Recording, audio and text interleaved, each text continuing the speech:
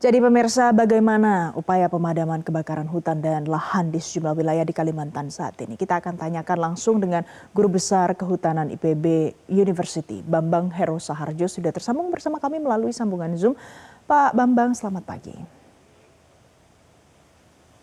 Pak Bambang, selamat pagi. Baik. Pak Bambang, pada saat Anda berada di sana, pada saat sekarang sudah berada di Ketapang, melihat kondisi kebakaran hutan dan penanganannya saat ini. Jadi sebenarnya apa yang harus dievaluasi, apa yang harus dilakukan supaya lebih cepat pemadamannya?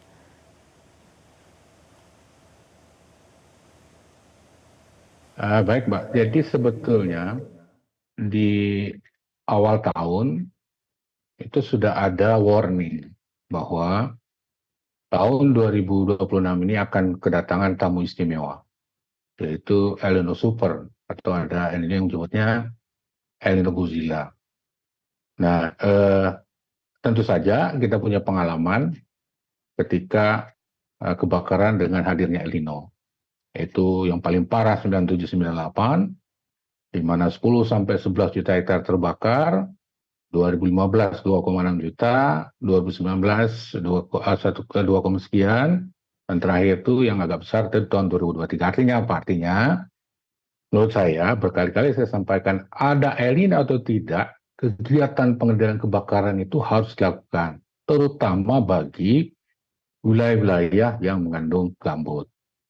Karena apa? Karena gambut itu adalah dekomposisi biomasa, begitu dia sama dengan lahan mineral. Karena apa? Dia merupakan dekomposisi tadi ya, ketebalannya pun bervariasi gitu ya. Bahkan ada yang sampai 20 meter. Artinya apa? Artinya ketika gambut itu terbakar, maka selama tidak ada hujan, maka apinya itu bisa tersimpan di bawah permukaan. Di pengalaman ini sudah beberapa kali terjadi begitu. Misalnya di Jambi, udah tahun lalu 2025, saya melihat sendiri fakta ketika kebakaran di 2025 itu nyebrang ke negara tetangga tanggal 19 Juli 2025 melalui wilayah Sumatera. Selama tidak ada hujan, dia masih mengendap di bawah permukaan itu. Nah, ini bisa kita detek gunakan drone thermal camera. Jadi artinya apa? Artinya warning itu atau persiapan itu mestinya tidak harus menunggu dulu pengumuman dari instansi setempat yang mengatakan posisi El Nino lemah, melambat, dan sebagainya. Jangan berikan harapan seperti itu. Jadi begitu itu declare ada indikasi seperti itu, persiapan itu harus dilakukan. Itulah yang kemarin, kebetulan saya sedang di Riau, kami bersama dengan Pak Kapolda Riau, Irjen Heriawan, memulai aksi itu. Karena kita menyaksikan itu, karena begitu kita telat, akan sukar untuk memadamkannya.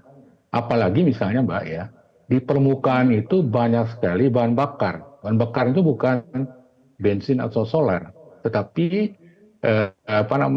biomasa yang mudah terbakar, gitu ya. Apalagi dia di lahan terbuka. Bayangkan, ketika terbakar dan tumpukan bahan bakar itu tinggi, suhunya itu bisa lebih dari 1000 derajat. Jadi ketika kita dengan bangganya menggunakan helikopter, kemudian menggunakan air dan dibambi bucket, kita pasti akan bisa padam. Perkirakan seperti itu. Ternyata tidak. Karena apa?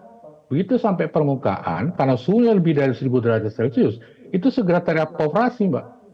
Itu sudah berkali-kali disampaikan itu, gitu. Maka harus ada teknik lain. Nah, salah satu yang sering digunakan untuk penggalangan itu menggunakan sunbut, suntikan gambut, atau direndam. Begitu Mbak Pansir. Tapi Pak Bambang, apakah teknik lain itu bisa dilakukan di Indonesia? Entah yang Anda sebutkan tadi dengan direndam caranya, apakah suplai airnya cukup?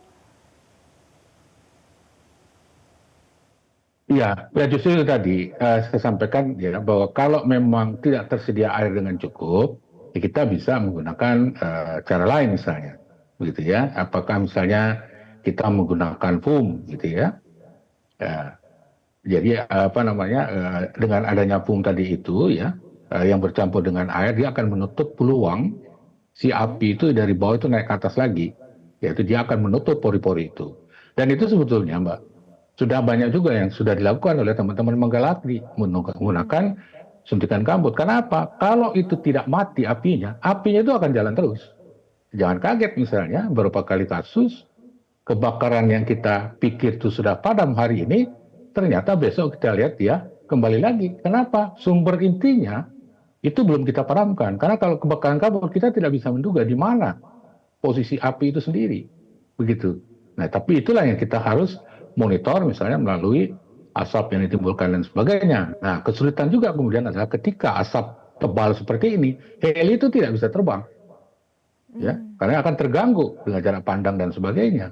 Nah, sehingga perlu ada kombinasi antara pemadaman dilakukan di darat, gitu ya, dan itu harus dipastikan betul-betul padam, harus ada air dan sebagainya. Kalau tidak ada kan kita bisa gunakan alat bantu lain, misalnya menggunakan air tanker, ya, menggunakan tangki air dan sebagainya. Dulu juga setiap korporasi diwajibkan untuk membuatkan embung dan sebagainya. Seperti itu, Mbak, yang bisa kita sampaikan atau bisa digunakan dalam waktu dekat.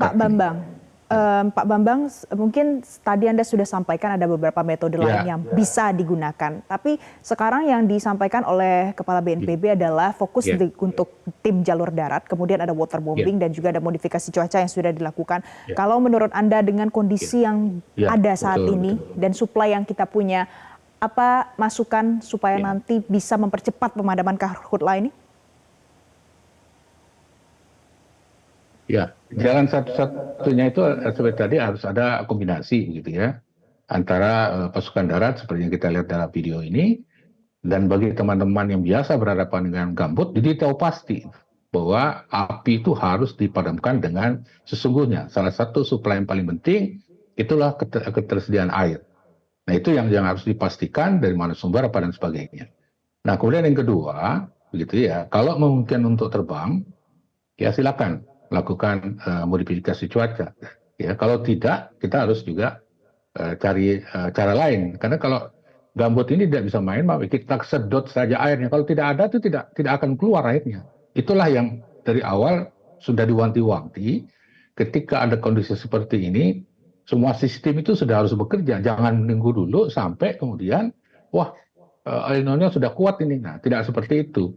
Makanya karena dalam kegiatan kebakaran ada 3 hal, Mbak. Ada pencegahan, ada pemadaman, dan penanganan pasca. Seperti itu. Kalau semua itu memang sudah dilakukan dengan baik, tidak ada persoalan. Cuma begitu kita telat, nah inilah hasil yang bisa kita saksikan. Jadi harus kolaboratif, Mbak, antara pasukan darat tadi, ya.